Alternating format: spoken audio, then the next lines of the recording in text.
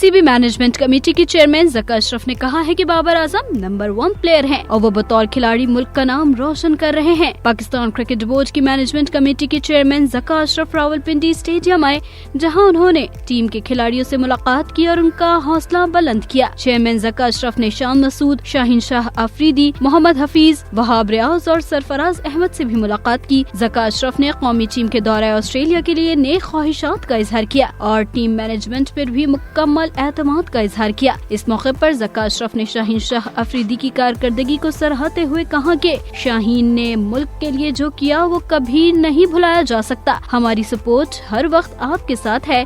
शाहीन आप टीम का अहम हिस्सा हैं। चेयरमैन का कहना था कि बाबर आजम नंबर 1 प्लेयर हैं और वो बतौर खिलाड़ी मुल्क का नाम रोशन कर रहे हैं। ज़का अशरफ ने साबिक कप्तान सरफराज अहमद को भी शाबाश दी। इस मौके पर कौमी टीम के डायरेक्टर मोहम्मद हफीज ने कहा कि डोमेस्टिक क्रिकेट में सरफराज ने शानदार खेल पेश किया।